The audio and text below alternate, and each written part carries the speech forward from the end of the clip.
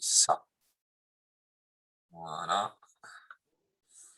Ce que je vais faire, c'est, que je vérifie, c'est pour que vous puissiez partager votre écran, votre présentation. Je crois que c'est là. Alors, mais normalement, je pense que je dois pouvoir. Ouais, ouais, ouais. Je vais essayer. Ouais. Hop. Est-ce que c'est bon là? Alors, ouais, a priori, ça va apparaître. Ouais, très bien. Alors, hop. Bon, voilà, oui, bah, il y aura juste à partager et puis, bah, voilà, ça roule, hein. Ouais, ouais, ouais. Tac,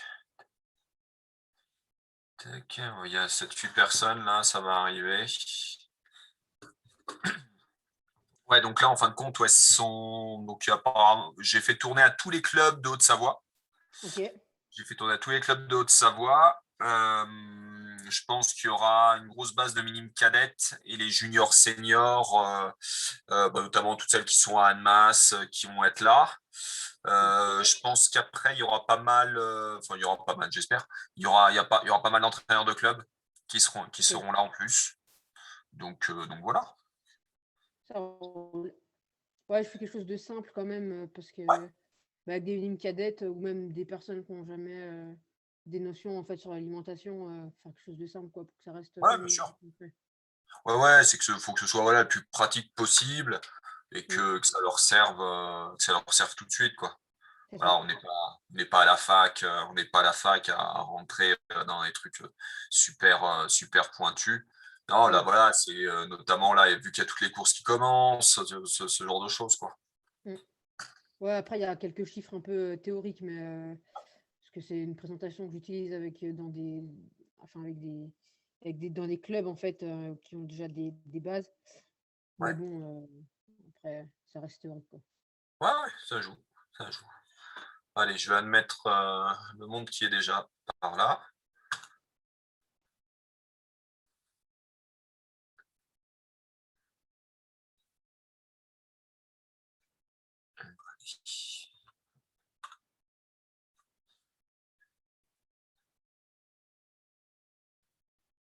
Voilà, il y a un petit peu de monde. On va attendre 2-3 minutes.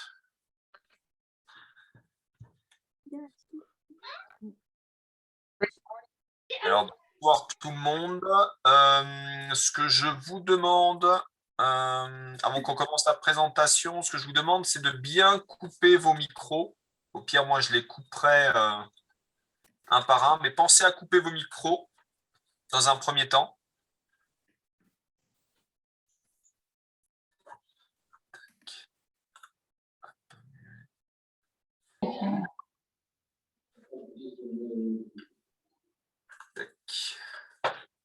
Allez, on commence dans 2 minutes. On attend qu'il y ait un petit peu de monde qui arrive.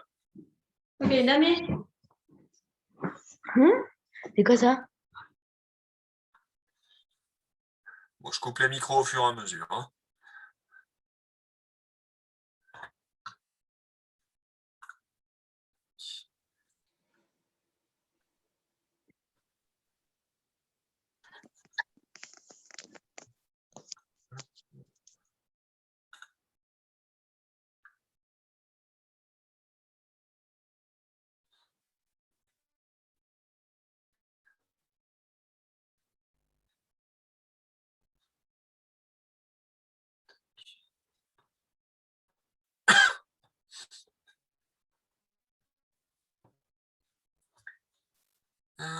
Tac.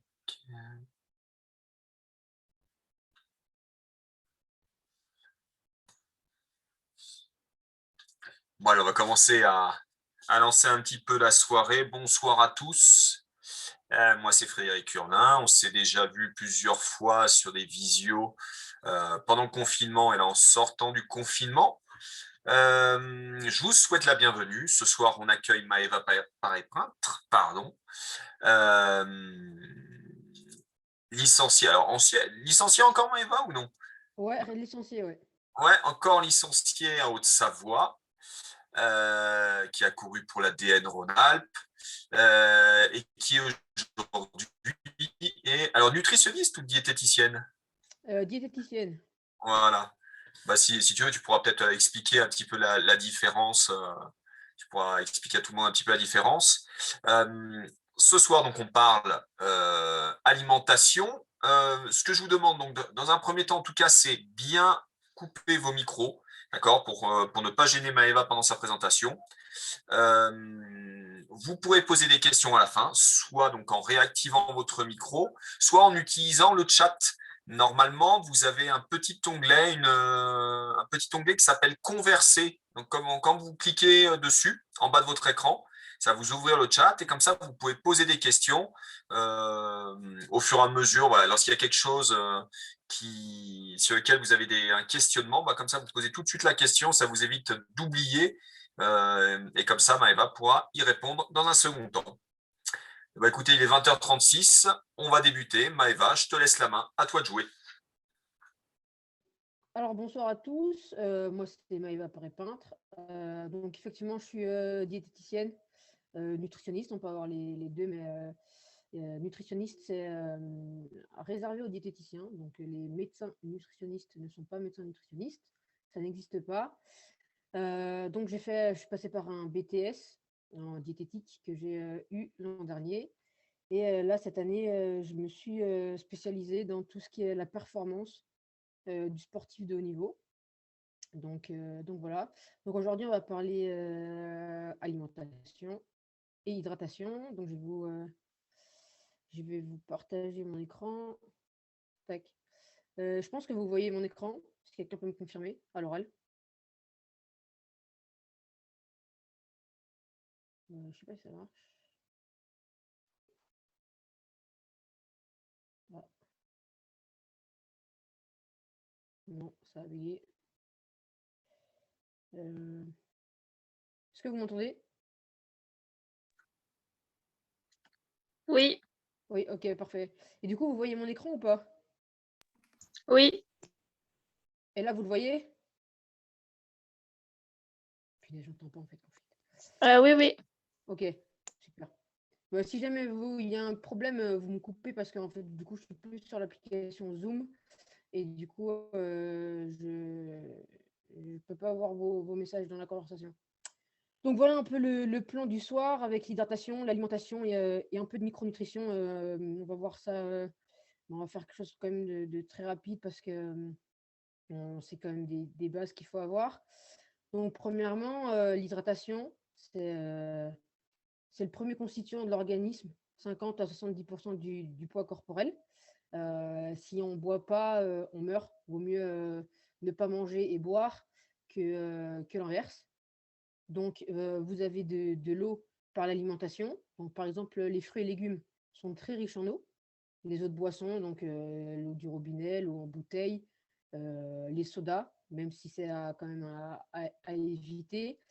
Et une source endogène, c'est-à-dire que votre corps produit de l'eau. Quand par exemple vous êtes en déshydratation, pour pallier au manque d'eau, votre corps produit automatiquement de l'eau. Les pertes, donc par l'urine, la peau, avec la transpiration par exemple à l'effort, l'air expiré et dans les selles. Les conséquences de la déshydratation, donc sur les performances physiques, si vous perdez 1% de votre hydratation, vous perdez 10% de votre capacité physique. Donc 1%, ça va très très vite. Et 10%, ça fait quand même beaucoup sur la performance qu'il peut y avoir à long terme sur la course. Donc il faut vraiment optimiser la performance, l'hydratation, pardon, tous les jours, toute l'année, parce que ça peut même avoir des conséquences sur les performances mentales. Par exemple, vous êtes un peu moins lucide, vous avez du mal à vous concentrer, les informations vous viennent beaucoup plus tardivement et ben, ça peut avoir un impact, par exemple, sur vos examens scolaires, au travail, en course, quand vous devez prendre des décisions assez rapidement. Là, il peut y avoir un problème si vous êtes déshydraté ou autre. Et après, à long terme, vous pouvez faire des malaises, mais ça, il faut vraiment être beaucoup déshydraté, mais ça arrive.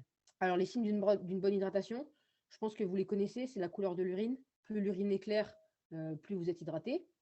Et pas de prise hydrique nocturne. C'est-à-dire que si, par exemple, après votre repas, vous avez soif, et ben, ça veut dire que vous êtes mal hydraté. Donc, il faut le lendemain, dès le petit déjeuner, avoir une prise hydrique. Donc, pendant l'effort, minimum 500 ml par heure, donc c'est un bidon. Boire toutes les 15 minutes et adapter la boisson selon le type d'exercice et la température. On ne va pas mettre la même chose dans le bidon si on va faire 1 heure et demie de vélo que si on va faire, par exemple, 1 heure. Pareil pour la température. La température, elle joue surtout sur la dose de chlorure de sodium, donc le sel qu'on peut mettre dans le bidon. Donc, plus il fait chaud, plus il faut mettre de sel parce que dans la transpiration, il y a beaucoup de sel, donc il faut pallier cette perte. Donc, comme j'ai mis ici dessous, une boisson d'effort, c'est très très simple. De l'eau, des glucides. Donc, les glucides, c'est, on va dire, des sucres pour faire simple et du sodium. Le sodium, c'est le sel.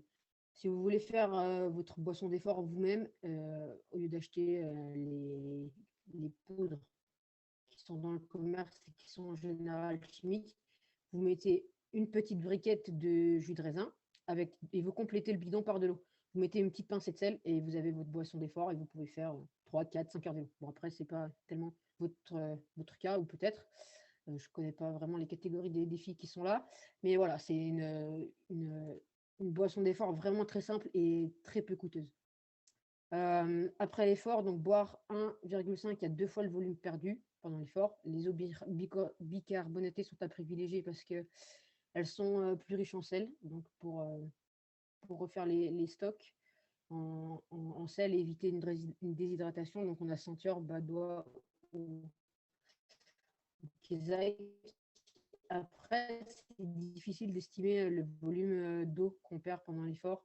Ce qu'il faudrait faire, c'est se peser juste avant, juste exemple, à l'entraînement, vous pouvez le faire surtout quand vous faites des séances d'home trainer où vous perdez beaucoup, beaucoup d'eau. C'est intéressant à faire et ça vous permet d'avoir une hydratation optimale pour la récupération. Ensuite, on passe à l'alimentation. Donc, des objectifs, régulation du poids de corps, donc votre poids, parce qu'il y a une balance énergétique. Si vous mangez beaucoup et que vous ne faites pas d'activité physique ou sportive à côté, il y a un déséquilibre, vous risquez de prendre du poids. Et inversement, si vous dépensez plus que ce que vous mangez, vous perdez du poids et ça peut entraîner des dérèglements notamment hormonaux chez la femme. Et ensuite, la gestion des stocks d'énergie. Après, les besoins, donc des besoins en protéines, tout ce qui est viande, poisson, œufs, des besoins en glucides, tout ce qui est féculent, donc pâtes, riz, pommes de terre, semoule, quinoa, le pain, et en lipides. Je vous passe les apports théoriques parce que c'est un peu plus concret. On va commencer par les protéines. Donc les protéines, un rôle de structure des tissus et des muscles. Vos muscles, si vous ne mangez pas de protéines, vous ne faites pas du muscle. Et quand vous faites un effort musculaire, la reconstitution du stock en protéines est plus difficile, constituant des enzymes. Donc ça, c'est pour toutes les réactions chimiques, les hormones, pour ne pas avoir des problèmes hormonaux, comme j'ai dit tout à l'heure. Les anticorps, c'est vos petits soldats quand vous êtes malade. Pour la maintenance, donc si vous ne mangez pas de protéines, vous avez une fonte musculaire, vous perdez du muscle et vous êtes faible, vous êtes affaibli. Et on n'a aucune réserve en protéines. C'est pour ça qu'il faut manger des protéines matin, midi et soir. Pourquoi manger des protéines? Donc la prévention de l'obésité et la formation de nouveaux tissus. Je ne vais pas rentrer dans les détails de la prévention de l'obésité. Si vraiment il y a des personnes qui sont intéressées là-dessus, elles peuvent me contacter, j'expliquerai ça plus en détail. La qualité, donc favoriser des protéines animales aux protéines végétales parce que les protéines végétales sont, donc protéines végétales, c'est tout ce qui est pois chiches, haricots rouges, le soja, tout ça, c'est moins riche en fait en acides aminés essentiels. Et en fait, les acides aminés essentiels, il faut obligatoirement les amener par l'alimentation. Le corps n'est pas capable de les synthétiser, donc il faut les amener par l'alimentation et c'est énormément présent dans les protéines animales et très faiblement présent dans les protéines végétales. Donc les lipides, c'est la plus grande source d'énergie entre les protéines et les glucides, les lipides. Donc c'est ce qui apporte le plus d'énergie en fait. Donc ce n'est pas non plus à négliger. Donc structure des membranes plasmiques donc, de vos cellules et la synthèse d'hormones, comme on a vu, les hormones que souvent, les femmes ont plus d'hormones que les hommes, donc c'est un peu plus important. Pourquoi? Pour le développement cérébral et rétinien, il faut savoir qu'un nourrisson, juste après sa naissance, il se nourrit essentiellement de lipides pour le développement de son cerveau. Manger des lipides, c'est important. Après, il faut des lipides de bonne qualité, donc favoriser plutôt les acides gras polyinsaturés ou monoinsaturés pour avoir une bonne activité cérébrale. Et rétinien, c'est la vue. Sécrétion d'hormones de croissance pour les jeunes et la prévention des maladies cardiovasculaires. Si vous ne mangez pas assez de lipides, pardon, vous risquez aussi d'avoir des maladies cardiovasculaires. Idem si vous en mangez trop. Donc, il faut avoir vraiment une bonne balance des bons acides gras. Qualité, donc, ces lipides, si on n'en mange pas, ils empêchent le transport des vitamines liposolubles, donc qui sont les vitamines A, D, E et K. Ces vitamines-là, si on ne mange pas ces lipides, elles ne sont pas transportées dans le sang et donc, du coup, elles ne nous servent à rien. Elles sont après ensuite éliminées. Donc, on perd des bonnes vitamines, sachant que la vitamine A et la vitamine E, ce sont des vitamines antioxydantes qui permettent d'éviter des molécules qui sont mauvaises et qui nuisent à votre performance sportive. En fait. Et des acides gras qui sont riches en acides gras insaturés. Les glucides, donc tout ce qui est les sucres, entre guillemets. Donc, c'est aussi une source d'énergie, fonctionnement cérébral et musculaire, complément de la ration alimentaire. C'est-à-dire qu'avant de mettre des glucides dans votre assiette, donc, on met déjà une certaine part de protéines et une certaine part de lipides. Et après, en fonction de ces deux parts-là, on complète avec les glucides. Pourquoi manger des glucides? Donc, les glucides, je rappelle, c'est tout ce qui est féculent, donc pâtes, riz, pommes de terre, pain. C'est aussi tout ce qui est sucreries, type les viennoiseries, les bonbons, le Nutella, les brioches, les pains au lait. Ça, c'est aussi des glucides, mais c'est entre guillemets, on va dire, des mauvais glucides. Donc, prévention de la surcharge pondérale, c'est pour ça qu'il faut utiliser des bons glucides et des glucides à index glycémique, IG, c'est-à-dire index glycémique bas. Donc, l'index glycémique, c'est par exemple quand vous allez manger un glucide. Donc, par exemple, on va prendre les pâtes complètes. Quand vous mangez des pâtes complètes, c'est un glucide à index glycémique bas. Ça veut dire que quand vous allez le manger, après, le taux de sucre dans le sang, qu'on appelle la glycémie, eh ben, il y aura très peu d'incidence. Le taux de sucre dans le sang, il va rester stable. Alors que si, par exemple, vous mangez un pain au chocolat, vous allez avoir un pic glycémique, donc vous allez avoir énormément de sucre dans le sang d'un coup, en 10 minutes, en général, c'est 10 minutes. Et en fait, après, le risque, c'est de faire une hypoglycémie. Je pense que vous avez tous entendu ce mot-là. Donc, c'est ne pas avoir assez de sucre dans le sang. Et là, vous êtes un peu vaseuse, vous êtes un peu dans les vapes, un peu endormi, vous n'êtes pas bien, vous manquez de force. Donc, en fait, c'est ça le risque de prendre des glucides, du coup, à index glycémique haut. On va rentrer un peu plus dans… Maëva, Oui, si je peux me permettre, peut-être voir peut-être déjà s'il y a quelques questions. Mais il me semble important, en tout cas, moi j'en ai une ou deux. Alors j'en avais pas tapé une sur la partie conversée, mais si tu vois pas le chat, je vais te la poser comme ça. Est-ce qu'on peut avoir une activité physique avec un gros volume d'entraînement en étant vegan? Parce que tout à l'heure, bien entendu. tu expliquais que il y a quand même certaines graisses et certaines protéines d'origine animale qui pouvaient être difficilement compensées par notamment pour les protéines, par leur équivalent végétal. Est-ce que c'est faisable?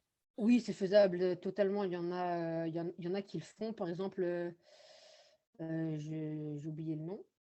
Ça me reviendra. En fait, avoir du coup, une alimentation végane, il faut y coupler, par exemple, les pois chiches.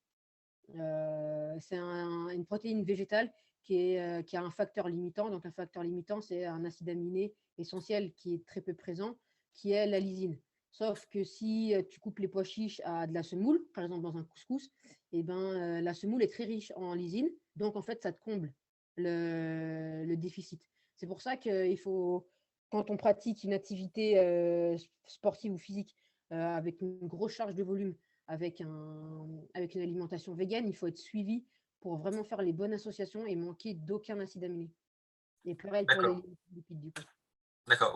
Ouais, ça complexifie quand même un petit peu Ouais, l'alimentation à ce c'est niveau-là. ça, Et j'ai une deuxième exactement. question, notamment, alors, ou plus, enfin, question et remarque, notamment, alors vis-à-vis des lipides, où j'ai encore eu l'expérience il y a quelques jours alors c'était un garçon, c'était pas une jeune fille, un cadet deuxième année, qui commençait à m'expliquer que il a arrêté le beurre, il mange plus enfin voilà, tout ce qui est gras, il évite, parce qu'il veut absolument perdre du poids, il passe pas assez bien les bosses.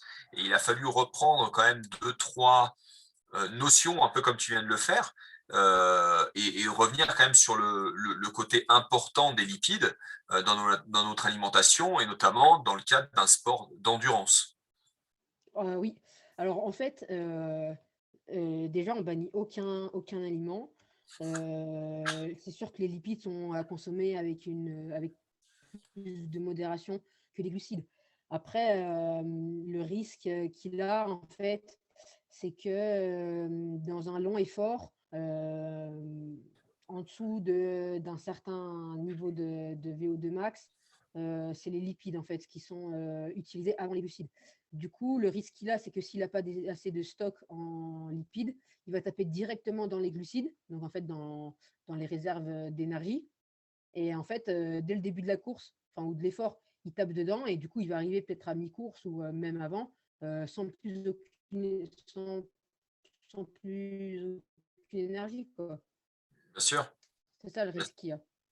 bien Donc, sûr. faut vraiment pas négliger les lipides dans votre alimentation. Après, c'est sûr, il y a des lipides à privilégier, comme on a vu, mais c'est ça le risque, en fait. Et c'est pour ça que c'est important d'avoir des lipides, en fait. D'avoir des lipides repousse le moment où vous allez rentrer dans la déplétion glycogénique, en fait. Donc, l'utilisation des glucides.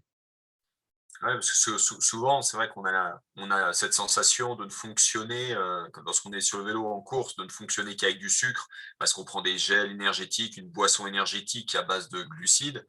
Mais en priorité, faut vous garder en tête, les jeunes, que les graisses, c'est la base de c'est votre carburant de base pour pouvoir durer.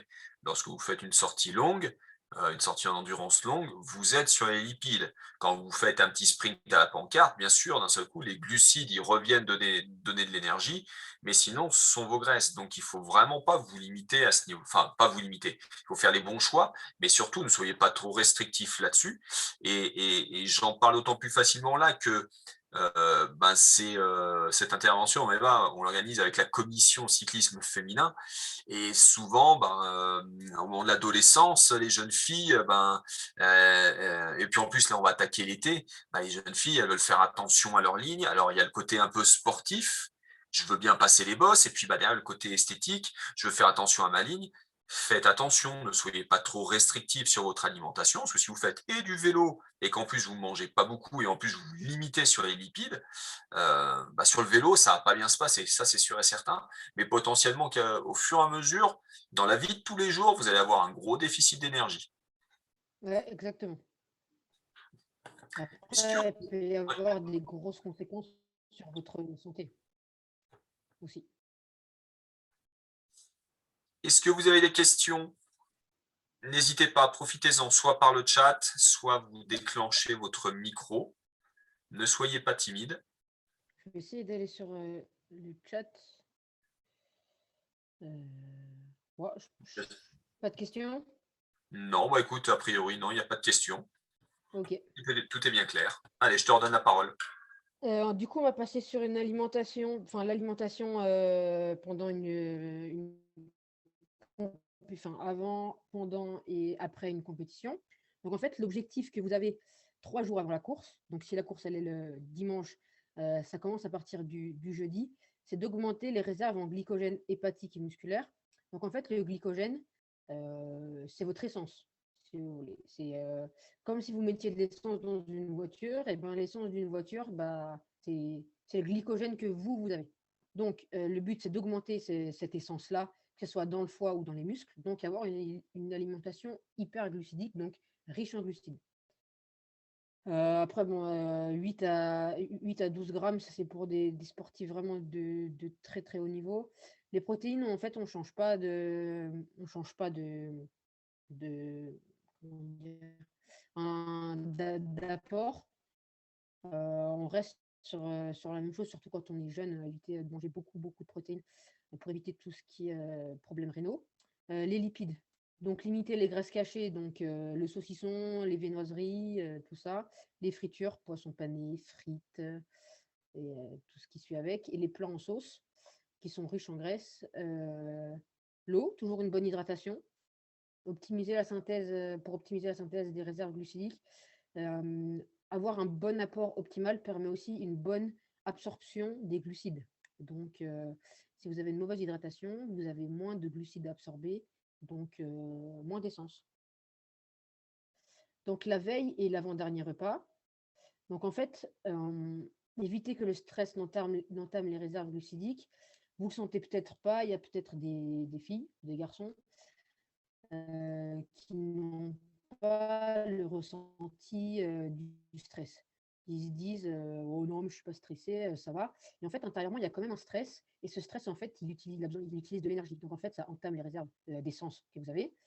Donc, il faut pallier ce manque, en fait. Du coup, la veille et l'avant-dernier repas, donc la veille au soir, pas de repas trop volumineux. Ça ne sert à rien de vous resservir une grosse assiette de pâtes une deuxième fois.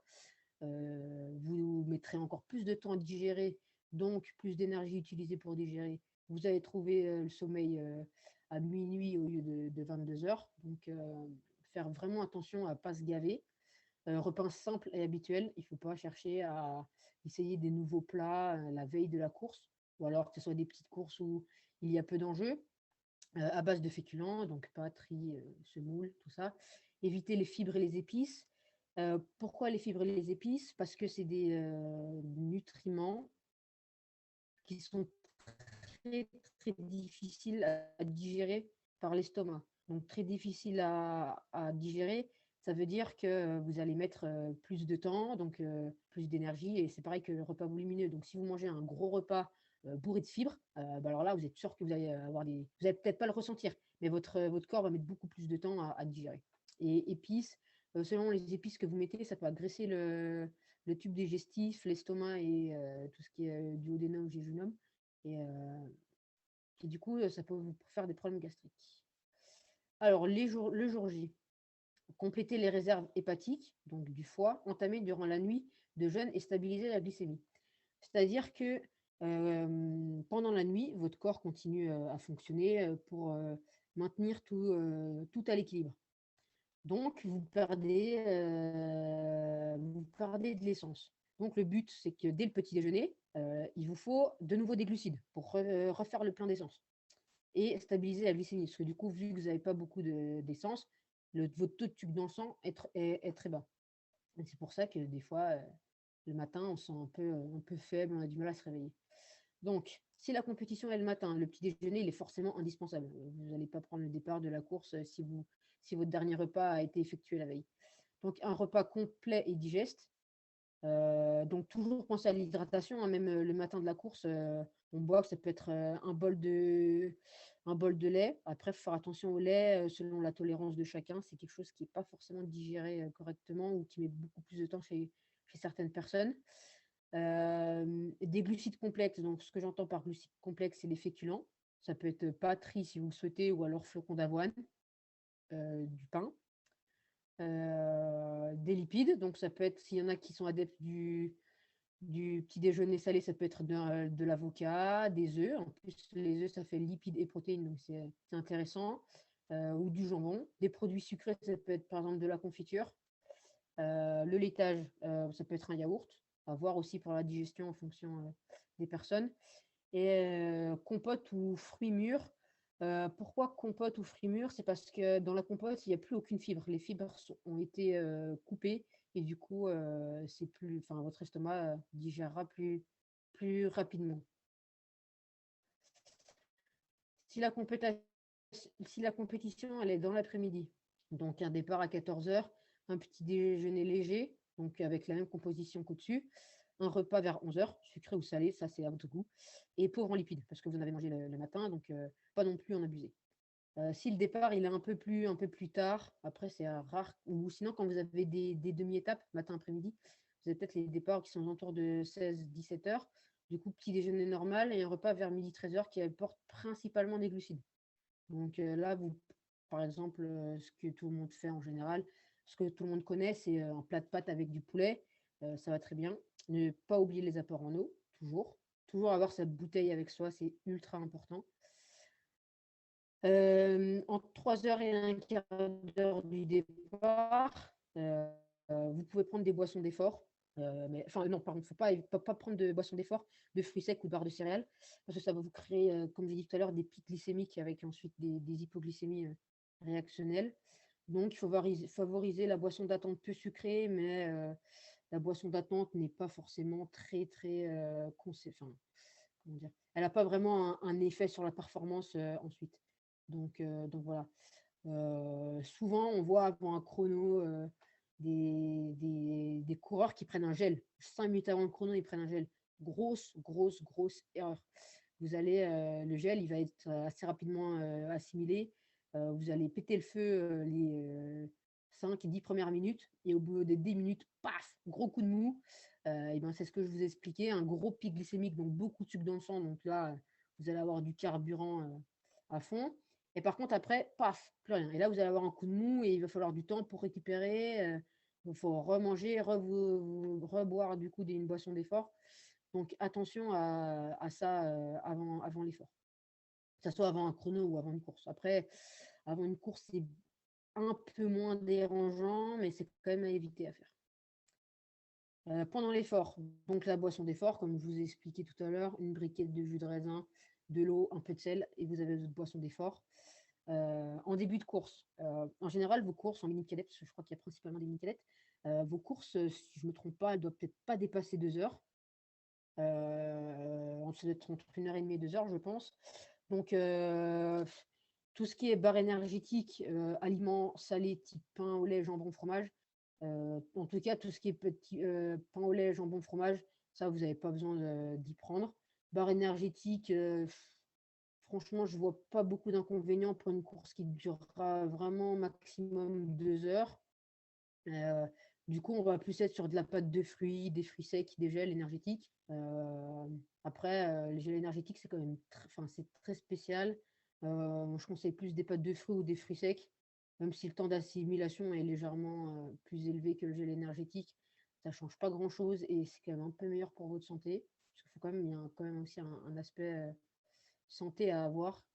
Et puis les gels énergétiques, c'est pas digéré de la même façon par tout le monde. Il y a beaucoup de personnes en fonction de la marque du gel qu'ils prennent, qui ont des problèmes gastriques. Et donc, il faut faire plusieurs essais de plusieurs marques avant de trouver le gel qui nous correspond. Donc, toutes les 30 minutes à partir de 45 minutes de course. Donc, de 45 minutes de course, vous pouvez manger une petite pâte de fruits ou un fruit sec type abricot ou figue principalement. C'est ce qu'il y a de plus simple. Donc, et après, toutes les demi-heures, donc vous voyez, si vous faites 45 plus 30 minutes, vous êtes à 1 h 15. Et après, ça fait 1 h 45. Donc, voilà, il n'y a pas énormément besoin de manger dans les petites catégories, mais c'est quand même important de le faire pour prendre l'habitude. Après, vous allez monter dans les catégories. Vous allez arriver dans des courses qui sont beaucoup plus longues, où là, se ravitailler pendant l'effort, c'est vraiment, vraiment important. Donc, même si vous ne vous ravitaillez pas beaucoup parce que votre course, elle est courte, il faut quand même se ravitailler. Après l'effort, donc se réhydrater, comme je dis, parce que l'effort peut vous suer, vous transpirez, donc vous perdez et de l'eau et du sel. Donc de l'eau sodée, ceinture Vichy Kézak, comme on a vu tout à l'heure. Restaurer les stocks. Donc rétablir les stocks en glycogène, donc on est dans vos muscles. Un apport rapide de nutriments glucidiques pour accélérer la vitesse de l'anabolisme. Donc l'anabolisme, c'est l'assimilation du glycogène, donc de vos sucres, entre guillemets. Donc, ça veut dire que plus vous prenez votre collation ou votre petit repas proche de l'arrivée, juste après, mieux votre récupération sera. Donc c'est important de vraiment prévoir ça. Donc par exemple, avant la course, vous pouvez déjà prévoir, vous savez déjà, vous avez déjà préparé votre petite collation. Dès que vous arrivez, vous mettez une veste, vous vous changez vraiment rapidement et puis vous mangez. Si vous avez un podium protocolaire, et ben, vous vous changez, vous essayez de vous changer ou de mettre au moins une veste et vous mangerez après. Mais j'ai mis collation à prendre dans la demi-heure suivant l'effort.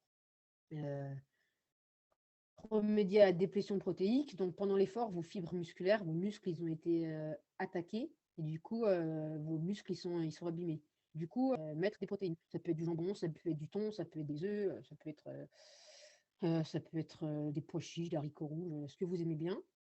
Et des protéines riches en leucine, bon, c'est un acide aminé essentiel, ça c'est un peu plus dans les détails, donc je ne vais pas m'attarder dessus. On va passer rapidement sur la micronutrition parce que ça c'est un peu plus secondaire, on va dire. Donc, l'objectif, c'est d'apporter à l'alimentation des micronutriments nécessaires à une bonne santé. Par exemple, le calcium. Donc, le calcium, c'est tout ce que vous retrouvez dans les produits laitiers et dans les légumes verts principalement. Donc, il a un rôle dans la contraction musculaire, dans la régulation du rythme cardiaque, dans la croissance et la maturation osseuse. C'est important, surtout que vous êtes encore jeune. Le calcium pour donc, la croissance et la maturation osseuse. Donc, la maturation osseuse, on va dire que c'est la solidité de vos os. Donc, si vous mangez du calcium, vous avez moins de risque de fracture en cas de chute. La contraction musculaire, eh ben, le calcium intervient dans les réactions de contraction musculaire. Donc, si vous n'avez pas beaucoup de calcium, les contractions musculaires vont avoir du mal à se produire et du coup, vous allez être un peu en difficulté pendant la course. Et régulation du rythme cardiaque, ça permet d'avoir un bon rythme cardiaque qui n'est pas trop inférieur à ce que normalement vous devez être. Le fer. Donc le fer, on le trouve dans la viande rouge principalement. La viande rouge, c'est quand même une viande qui est à limiter à une fois par semaine, 2 fois vraiment grand maximum. Donc, il permet la fixation et le transport de l'O2. Donc, l'O2, c'est l'oxygène. Quand vous respirez, vous faites rentrer de l'oxygène qui va se fixer sur des protéines sanguines qui vont amener ça aux muscles. Et en fait, si vous ne mangez pas beaucoup de fer, l'oxygène ne pourra pas se fixer sur ces protéines et du coup, pas aller aux muscles. Donc, pareil que le calcium, vous allez avoir du mal, vous êtes un peu affaibli pendant la course. Synthèse de la myoglobine, ça c'est une protéine musculaire et création de réserves. C'est-à-dire qu'on peut avoir des réserves en fer. Donc l'apport conseillé, c'est de 11 à 16 en fonction du sexe, donc 16 mg en général, en ayant une alimentation équilibrée et variée, on atteint largement cela. Donc le magnésium dans le chocolat, principalement. Éviter la fatigue et avoir une bonne récupération et l'excitabilité neuromusculaire. L'excitabilité neuromusculaire, c'est en fait des messages nerveux qui vont arriver jusque vos muscles qui produisent la contraction. Donc, c'est important d'en manger du magnésium. Après, pareil, c'est très rare d'être en carence. En général, on est au-dessus des apports conseillés. Donc voilà. Sodium, potassium, chlore. Donc là, c'est l'équilibre électrolyte. Donc là, c'est tout ce qui est l'eau, on va dire, pour faire simple, et la contraction musculaire, comme je dit tout à l'heure. Et l'apport conseillé, c'est de les augmenter car ils sont les 3 présents dans la sueur. Donc voilà, pour faire simple sur la micronutrition, parce que c'est quand même un peu plus compliqué. Donc voilà, je vais vous écouter si vous avez des questions. Je vais arrêter le partage de connexion, comme ça je vais pouvoir voir le chat. Voilà, parfait. Alors, le mélange jus de raisin au sel, c'est pour pendant l'effort. Oui, le mélange jus de raisin au sel, c'est pour pendant l'effort. Donc, tu peux le prendre soit à l'entraînement, soit en compétition. C'est comme tu veux. Conseilles-tu les cures de fer et magnésium? Si oui, quelle fréquence? Le surplus de fer et magnésium est-il dangereux? Alors, les cures de magnésium et de fer, les cures de magnésium, oui, pourquoi pas. Euh, Quand on est en grosse période d'entraînement, dans des gros blocs d'entraînement, pourquoi pas? Ça peut être vraiment intéressant pour la récupération et éviter la fatigue. Les cures de fer, euh, pas forcément. Si, après, il faudrait faire des prises de sang. Mais si vous êtes dans les clous au niveau du fer, que vous avez jamais eu de problème concernant le fer, je ne vois pas vraiment intérêt. Si oui, à quelle fréquence? Du coup, le magnésium lors des grosses périodes d'entraînement. Le surplus de fer et de magnésium est-il dangereux? Non, non, non, c'est pas dangereux du tout, du tout. Euh, Merci, est-il possible d'avoir le diaporama? Oui, je le transférerai à Frédéric et il pourra vous le, vous le transmettre, aucun problème. Ouais, ouais, je vous le transmettrai. Sachez que la visio est enregistrée et donc vous pourrez la regarder une nouvelle fois pour vous imprégner encore des informations données par Maëva. Ouais, Maëva, j'ai une petite question. ouais. Euh, Tu parlais du gel juste avant le départ, notamment sur un chrono. Euh, Qu'est-ce que tu penses des apports en caféine?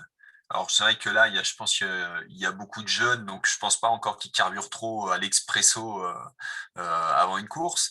Mais il y a des gels à la caféine, il y a des boissons qui donnent des ailes qui sont riches en caféine. Qu'est-ce que tu en penses? Euh, pour avoir essayé les gels à la caféine, j'ai pas tellement vu de différence par rapport à un gel sans caféine. Après, le petit expresso avant le départ, ça aura aucune incidence sur la performance. D'accord, il n'y a pas de côté un peu excitant, notamment du point de vue cardiaque. C'est sûr que si on boit jamais de café et que d'un coup on va se dire je prends un café avant la course, oui, là il risque d'avoir une excitabilité cardiaque, mais sinon, non. Ouais, il y a vraiment de l'accoutumance à la caféine qui Ouais, fait. après, en fait, il y a une dépendance, hein. Au bout d'un D'accord, moment, on dépend de la caféine. Enfin, on est habitué, notre corps est habitué. Du coup, il n'y a plus aucune modification physiologique. d'accord. Bon, d'accord. Bon, il va falloir que je me calme sur le café parce qu'en fin de compte, ça ne fait plus rien alors. Et une deuxième petite question. Souvent, moi, je me retrouve avec des jeunes qui, au bout de trois quarts d'heure d'entraînement, me font Fred, Fred, Fred, on peut passer au niveau d'une fontaine, j'ai déjà plus d'eau dans mon bidon. Euh, alors moi, je leur demande de boire par petite quantité, mais quel est un peu le rythme d'hydratation et la quantité la quantité de liquide qu'un estomac est capable de gérer, par exemple, je sais pas moi, en une heure. En une heure, c'est 500 millilitres, voire à 1 litre quand il y a des grosses chaleurs. Au-dessus d'1 litre, vous allez avoir un inconfort digestif énorme. Vous allez vous sentir ballonné, le ventre un peu gonflé.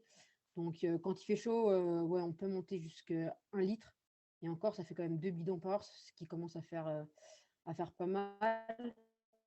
Après, ce genre ce que tu m'expliquais, qu'au bout de 45 minutes, les jeunes, il faut qu'ils remplissent. En fait, ça vient du fait qu'ils ne sont pas habitués à boire en fait, en dehors des entraînements. Ils ne sont pas assez hydratés et du coup, dès qu'ils font un effort, le corps demande énormément d'eau parce qu'ils en D'accord, perdent plus rapidement que s'ils faisaient rien. Du coup, ils ont beaucoup plus vite soif et ils vident leur bilan beaucoup plus vite. Donc, en fait, ça vient de l'hydratation pré-effort, en fait. d'accord.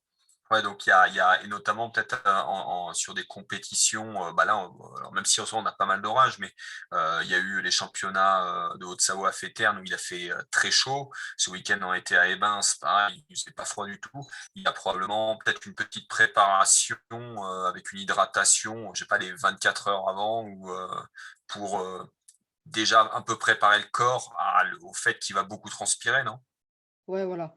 Même 48 heures avant, un peu augmenté en général par jour, on doit être à 1,5 litre minimum par jour. Donc, ouais, on peut monter à 2,5 litres les 48 heures précédant la course où il va faire vraiment chaud, quoi. D'accord. D'accord. Ouais, c'est intéressant ça à garder en tête, parce que là on attaque l'été, il va commencer à faire chaud, donc c'est vrai que souvent en plus on a souvent des jeunes qui ont du mal un petit peu avec la chaleur, qui sont pas très, qui ont du mal, qui ont vraiment presque des défaillances, hein, où au bout d'une heure de course, boum, il y a de la vapeur qui sort par les oreilles et ils sont vraiment, vraiment vidés. Il y a peut-être ouais, tout un travail un peu presque d'acclimatation à ce niveau-là en fait. Ouais, exactement, parce que en plus, l'eau, elle, permet de réguler la température corporelle.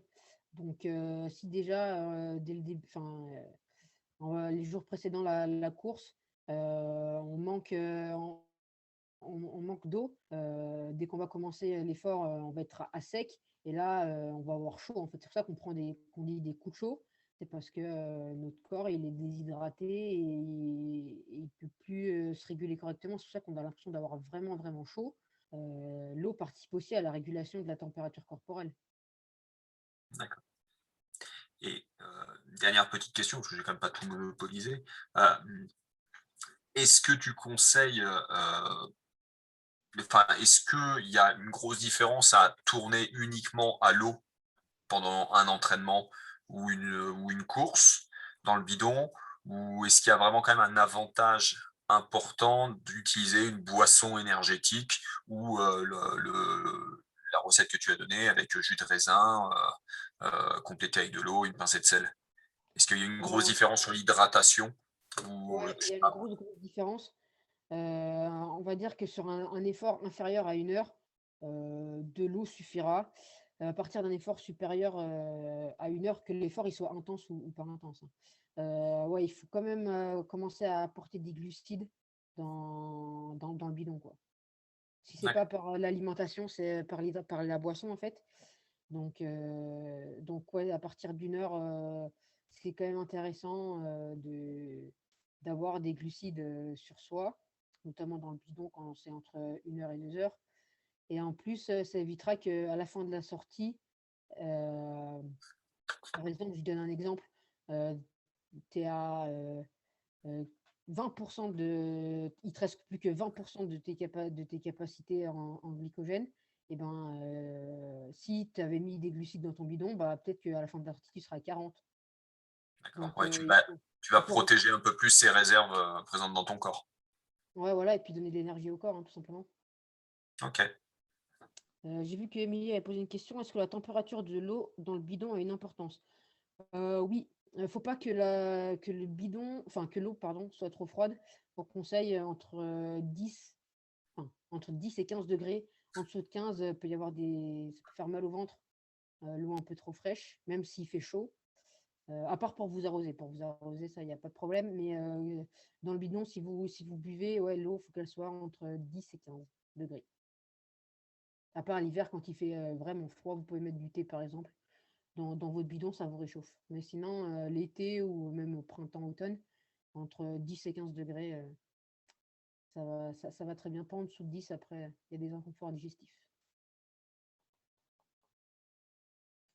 Y a-t-il des autres questions?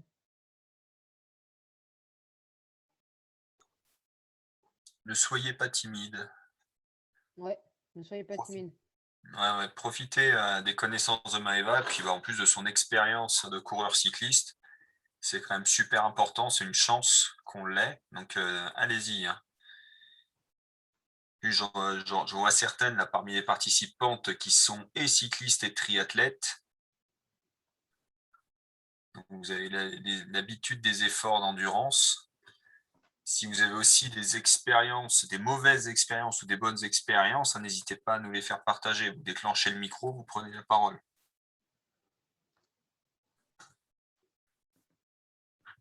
Elles sont timides, hein. Ouais.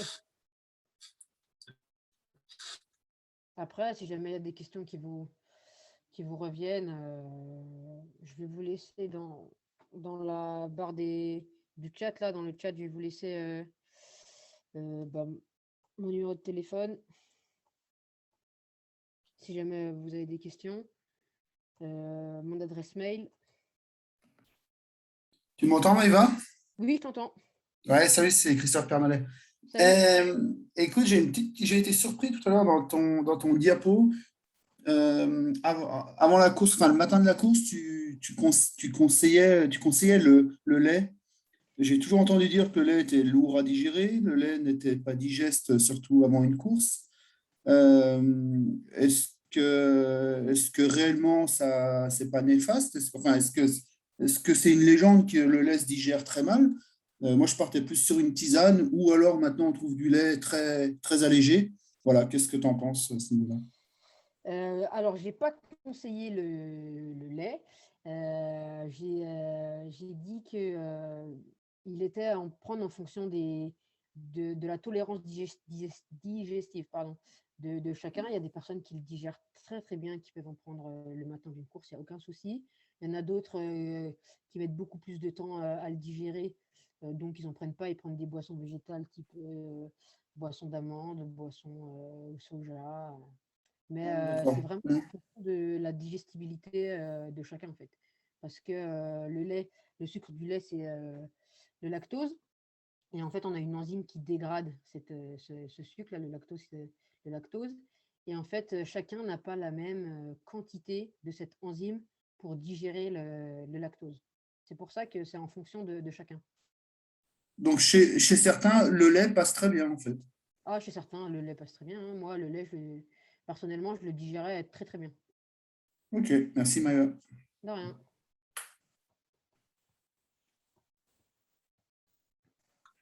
Allez, est-ce que vous avez d'autres questions? Profitez-en.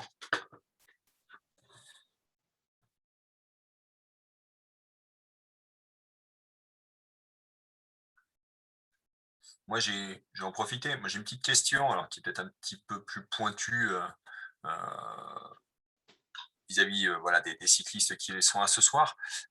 Mais bah, on a des cyclistes de Haute-Savoie et qui potentiellement vont passer un petit peu de temps en altitude, vont peut-être aller faire du vélo en altitude. Est-ce qu'il y a des choses à changer sur le régime alimentaire, peut-être en amont avant le stage et après, enfin pendant le stage, pendant le séjour en altitude, est-ce qu'il y a des choses à changer peut-être pour pouvoir s'entraîner? Enfin, est-ce que ça va changer quelque chose ou est-ce que je peux charger un petit peu plus mon assiette entre guillemets? Déjà, il va y avoir une période pardon, une période d'acclimatation, à l'altitude. Heu, il faudra augmenter, son hydratation, boire un peu plus parce qu'on a tendance à plus vite se déshydrater en altitude. Augmenter ses portions de protéines, manger un peu plus de protéines parce qu'on est en altitude donc moins de globules rouges, donc moins entre guillemets «de protéines» qui vont apporter de l'oxygène aux muscles, donc augmenter sa part de protéines et augmenter pareil aussi, un peu les quantités en féculents, ça demande beaucoup enfin le corps au début est mis à rude épreuve, c'est dans un environnement qu'il connaît pas, où il est pas habitué donc il utilise beaucoup plus d'énergie pour s'adapter. Donc ouais, on va dire les 5 premiers jours, en altitude, augmenter, les féculents, les protéines et l'hydratation. Ok, je te remercie. Mais de manière enfin un petit peu complémentaire, est-ce qu'il y a comment gérer, par exemple, savoir si on est carencé en quelque chose? Vous savez, souvent, quand on monte en altitude, on entend souvent: «Ouais, moi, j'ai pris une supplémentation en fer pour assurer justement le transport de mon oxygène pendant mon stage». Mais, qu'est-ce que tu conseillerais? Alors, il y a quelques parents, mais et puis, bah, il y a quand même quelques jeunes, mais qui sont plus si jeunes que ça, qui peuvent commencer à en discuter peut-être avec leur médecin. Qu'est-ce que tu conseillerais comme, bilan pour savoir si on est carencé, en quelque chose quoi et peut-être, éviter, la panne sèche. Un bilan sanguin en fait avec fer, magnésium, les vitamines. C'est aussi intéressant de faire, tout ce qui est, la ferritine, le coenzyme Q, tout ça c'est des paramètres importants avant d'aller, en altitude. Après c'est vraiment vraiment technique quoi. D'accord, Certaines vitamines aussi qui sont importantes, mais voilà. d'accord, mais, voilà un simple bilan biologique sanguin, voilà ça et toi dans ta carrière de cycliste, c'était quelque chose que tu faisais régulièrement ou? Non, moi j'ai jamais pratiqué de stage, en altitude. Non, plus les faire un bilan biologique pour vérifier, voilà, que tu étais carencé en rien, Ah, non, enfin, j'en faisais, mais c'était parce que j'étais, soumis, au contrôle de la fédération. Donc oui, forcément, j'en avais, 3 fois par an, 3 fois par saison, entre mars et septembre. J'avais 3 prises de sang à faire. Donc ouais, j'étais contrôlée, je contrôlais mes bilans sanguins comme ça. D'accord. Ouais, donc limite, ouais, tous les trimestres, c'est pas déconnant Ouais, de, voilà. de faire un petit point ou si on a un coup de fatigue, peut-être de faire un petit point là-dessus. Ouais, c'est Euh, toujours important, hein, même quand on est jeune, qu'on n'a pas forcément même en minime cadette, hein, en minime, c'est intéressant de faire des bilans sanguins quand même réguliers pour voir s'il n'y a pas un problème de santé ou autre, hein. C'est important. ok, je te remercie. Est-ce que vous avez encore quelques questions par le chat ou en déclenchant, comme Christophe l'a fait, en déclenchant votre micro? Et même si vous avez d'autres questions par rapport au vélo ou autre, il n'y a pas de problème.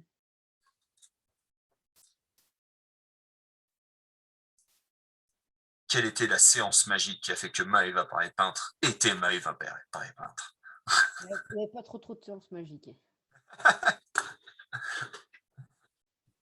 Bah tiens, pour donner un ordre d'idée, ouais, c'est vrai, en sortant un petit peu du côté alimentation, tu t'entraînais lorsque tu étais par exemple en cadette et en junior, tu t'entraînais à peu près combien de fois, combien d'heures par semaine? Quand j'étais cadette, ça se résumait à mardi, mercredi, et le samedi, une petite veille de course, quoi. Dimanche, la Mhm, course, et puis voilà, hein. d'accord. Le Et mardi, c'était une petite séance en général de sprint. Le mercredi, bah, quand j'étais cadette, je faisais 2 heures, 3 maximum. Et puis voilà, après, junior, forcément, on court avec les élites, c'est plus compliqué. On double, ouais, on double, voire on triple certaines fois les distances. Donc, ouais, c'est beaucoup plus fréquent, quoi. est-ce que c'est quelque chose, ce passage de cadette à cadette 2 à junior 1, c'est quelque chose que tu as préparé des cadettes 2 ou Non, non, non, non. J'ai fini ma saison cadette 2, et c'est après, à la reprise, j'ai repris un peu plus tôt. Enfin, même pas parce que j'ai été blessé en fait l'hiver. Donc en fait, j'ai repris ma saison junior 1. Il était déjà mois de. J'ai repris l'entraînement au mois de mars. J'ai repris les compètes mi-avril. Donc, et puis ça a été difficile. C'était vraiment compliqué quand on passe de cadette à junior. On prend un peu des claques un peu le week-end là. Du coup, c'est mentalement plus compliqué parce qu'il faut rester quand même motivé à aller s'entraîner. Et puis après, en s'entraînant bien, en gardant la motivation, en faisant le tout correctement, on arrive à passer le palier. Il faut juste de la patience. Après, je pense que après, ouais, j'ai repris l'entraînement début mars et j'ai commencé à avoir des bons résultats mi-mai. Donc ça fait 2 mois et demi, quoi. ouais, donc bah, oui, c'est juste que tu as décalé un peu le moment où tu étais en forme. Tu n'as pas été en forme début de saison, mais il a fallu le temps à ton corps d'assimiler un petit peu l'entraînement que tu aurais dû faire l'hiver. Bon, bah, là, tu as décalé au printemps. Ouais, voilà. Et au final, ça a été bénéfique parce que la saison a été plus longue. Elle a fini au mois d'octobre parce qu'il y avait les championnats du monde au Qatar. Ils avaient mis ça au mois d'octobre au lieu du mois de septembre. Donc au final, j'avais un peu plus de fraîcheur que les autres sur la fin de saison. Donc le malheur d'être blessé m'a servi pour la fin de saison. Je m'excuse si vous entendez le tonnerre, c'est que chez moi, c'est la fin du monde. D'accord? Donc ne vous inquiétez pas si ça coupe. C'est normal. L'avantage, c'est que ouais, toute ta présentation, Maëva, elle est passée. Donc, ouais, on se rend compte ouais, quand même que le passage cadet 2 junior, ouais, ça demande beaucoup de patience, beaucoup de persévérance parce que Mm. c'est une grosse marche à franchir. Passer de courses de 40 km à des courses de 80 km, 80-100 km, bon, c'est plus tout à fait pareil. Hein. Donc, est-ce que C'est tu as un ça. conseil justement à donner peut-être aux cadettes qui vont pas tarder à passer junior l'année prochaine, un conseil sur quelque chose à faire, quelque chose qui t'a peut-être manqué toi quand tu es passé junior? Euh, non, moi personnellement, je pense pas quelque chose qui m'ait manqué, mais je pense que vraiment ce qui m'a vraiment aidé, c'est l'organisation en fait, d'être organisé parce qu'en plus, à ce moment-là, quand on passe junior, on arrive dans les années où il y a le bac. Donc c'est plus compliqué, il y a quand même les études à côté qui sont importants. Donc en fait, le principal, c'est de trouver une bonne organisation avec un bon équilibre sportif et scolaire. Mais ouais, moi, c'est l'organisation, ça m'a vraiment aidé à performer, à bien passer le palier, quoi, parce que j'ai toujours eu ce besoin à côté du sport, d'avoir ce lien social, cette activité hors vélo où ça me permettait un peu de penser à autre chose, de voir autre chose. Et je pense que ça m'a vraiment aidé d'avoir ce côté scolaire et cette organisation. Je pense que moi, c'est l'organisation qui m'a permis de passer le cap avec forcément de la motivation et de la persévérance, mais le plus, c'est l'organisation. D'accord. Ah ouais, donc à garder en tête, ouais, bien s'organiser entre le vélo, le travail scolaire, les copains, les copines. Exactement. Maintenant encore plus le téléphone portable. Ouais, voilà. Après, enfin, je veux dire, quand on fait du vélo à haut niveau et qu'on va à l'école à côté, enfin, qu'on passe le bac en même temps, il n'y a pas trop le temps pour aller sortir boire un verre, pour aller voir les copains copines, quoi. Après, ça, il y en a de temps en temps, quoi, mais après, c'est un peu comme, entre guillemets, des choix de vie, un peu des sacrifices.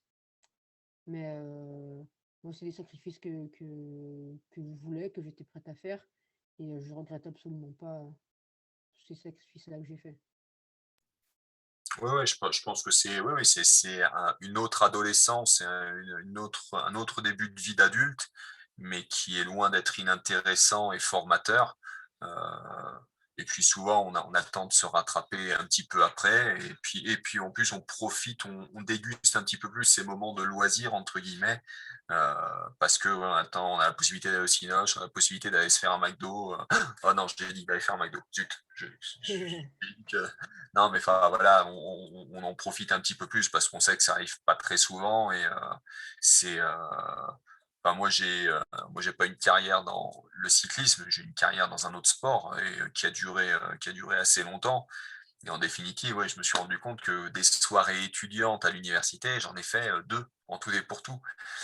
Mais au final, je pense que tout ce qu'on vit et à l'entraînement et lorsqu'on se déplace en course et lorsqu'on a la chance d'aller faire des belles courses, ouais, ça vaut des soirées étudiantes, très largement, ça vaut des sorties avec les copains, les copines, très largement, quoi. Ouais, c'est totalement d'accord avec ça. Après, après faut faire la part des choses entre la vie sociale, la vie sportive. C'est quand même important de toujours avoir une vie sociale.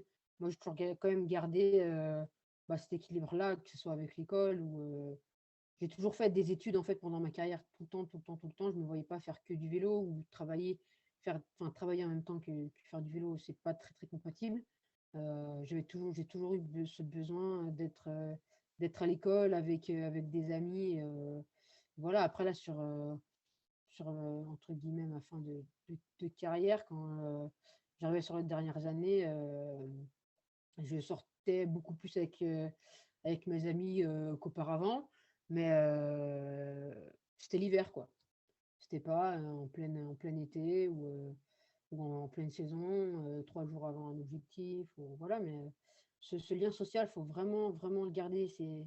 C'est ultra important, c'est ce qui vous permet d'avoir les pieds sur terre, en fait. Si vous pensez toujours vélo, vélo, vélo, vélo, vélo, ou, ou le sport que vous faites, d'un moment, faut être fort mentalement, quoi, parce que d'un moment, vous allez craquer là-haut et ça va être difficile. Donc, c'est un conseil que je vous donne d'avoir toujours un lien social, que ce soit avec des amis, avec l'école, avec autre chose. Et tu as eu des horaires aménagés, notamment au lycée, où tu étais, enfin voilà, où tu n'avais pas plus de facilité pour t'entraîner qu'un lycéen normal? Non, j'étais dans un lycée totalement normal, sans horaire aménagé, qui était en plus pas à côté de chez moi, donc j'avais quand même du temps de trajet. Mais ouais, c'était une question d'organisation en fait. Quand je Hum. rentre, des fois quand j'avais des trous entre les heures, j'arrivais à m'arranger pour avoir mon vélo sur place et partir directement à l'entraînement du lycée. Après, le lycée était au courant de ma situation, mais j'ai jamais eu des aménagements au lycée. Après, quand j'ai fait mon BTS, j'ai demandé à avoir des aménagements. Donc, forcément, c'est plus simple, ça laisse du temps pour rouler. Mais c'est seulement quand je passais en BTS que j'ai eu des aménagements scolaires. D'accord. Ok. Parce que je pense qu'avec une organisation, c'est totalement faisable de faire les deux. Moi, j'ai passé mon bac l'année où j'ai fait championnat du monde, championnat d'Europe, et au final, j'ai eu mon bac. J'ai fait, bon, championnat du monde, j'ai chuté, mais après, championnat d'Europe, je fais 6e. Donc, même en n'ayant pas d'erreur aménagée et en n'étant pas à côté de la maison, c'est faisable de faire les deux si vraiment on est organisé. L'organisation, là, à ce moment-là, elle a vraiment eu une importance fondamentale. Ok. Bon, bah, les filles, hein, vous avez entendu ce qu'a dit Maëva. Soyez organisées. Les filles, est-ce que vous avez des questions? Dernière petite question pour Maëva, petite intervention. On va voir ce qui apparaît sur le chat.